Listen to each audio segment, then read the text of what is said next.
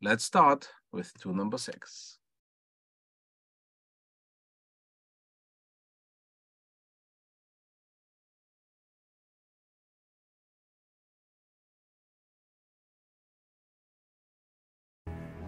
Polen hat heute Nacht zum ersten Mal auf unserem eigenen Territorium auch mit bereits regulären Soldaten geschossen. Seit 5:45 Uhr wird jetzt zurückgeschossen.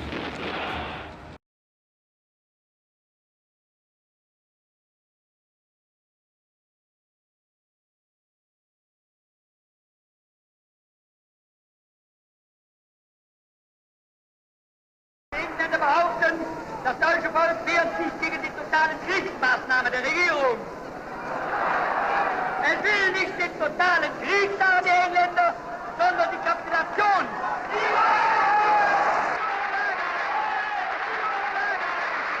Wollt ihr den totalen Krieg? Wollen wir ihn, wenn nötig, totaler und radikaler, als wir ihn für uns heute überhaupt erst vorstellen können?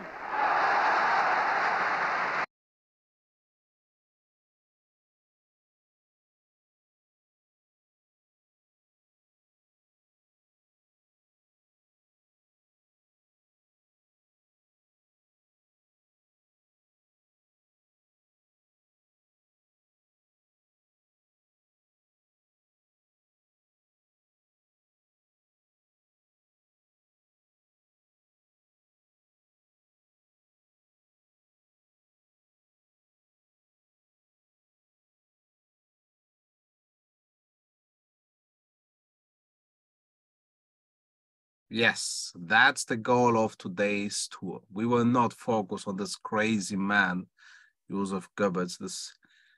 I watched this now the 3rd time today, and it's every time unbelievable. But it's more unbelievable and amazing to hear the story of these 17 people that we will talk about today.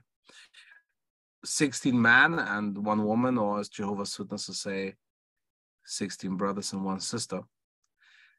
We will talk about them today as and they will represent all the other Jehovah's Witnesses.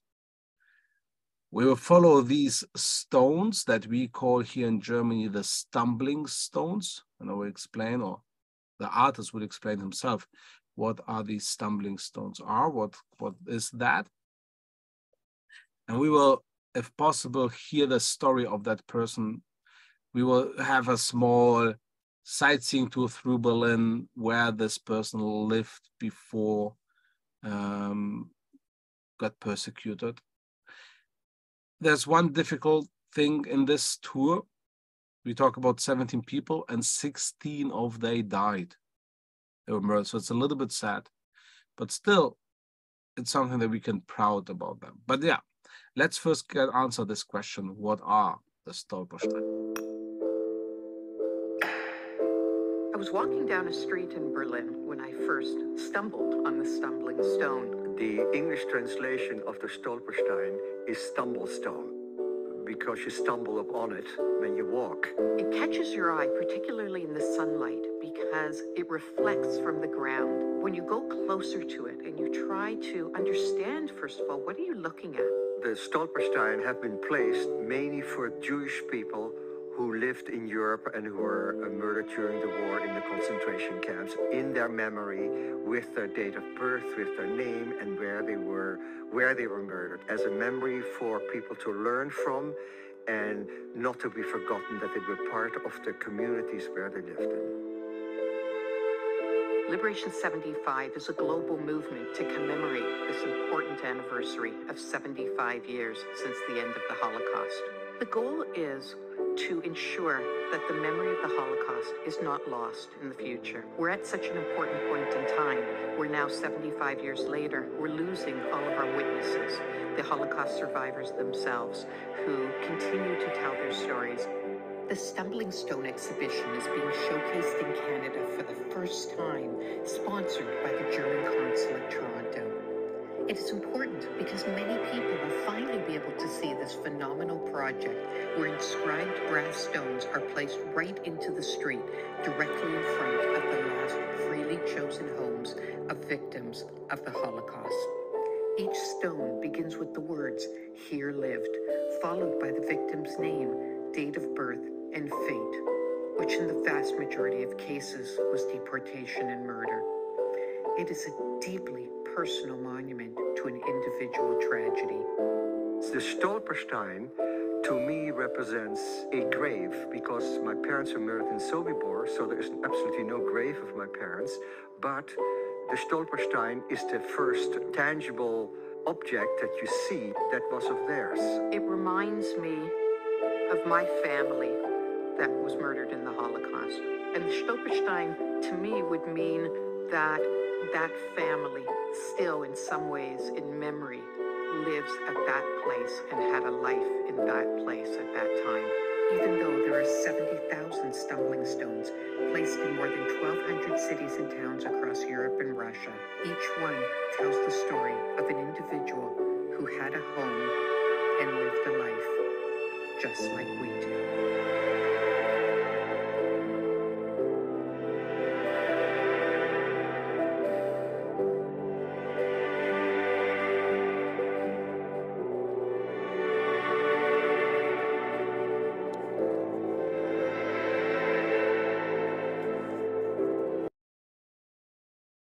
I'm a huge fan of these stumbling stones. I'm a huge fan of this idea of having this, the artist is calling that a decentralized monument or memorial place. In this video you heard it's about talking about 70,000, but the video is a little bit old already. So if I remember well, it should be now close to 100,000 stones all around Europe. That's amazing. And in Berlin, we have around 9,000 of these stones around Berlin. So every time in front of the building where this person lived and was persecuted. And of course, mostly this is for Jewish people. We talk here about 6 million Jewish people who have been persecuted by the Nazis. And in Berlin, we have now 19 stones for Jehovah's Witnesses. We will talk about 17 today because 2 are just laid up this year, so that's new.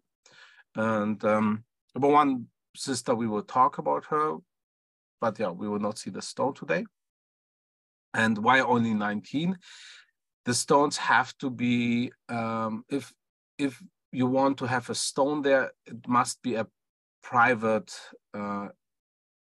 initiative. So it's not like that the branch or something like that will ask to get the stone. It's not this way. It's like must be it's a family member or somebody who says, okay, I want their stone for my grandpa and so on. So that's why it's not so easy to have enough stones. But yeah, we will talk about 17 stones today, and we will follow also the cities. So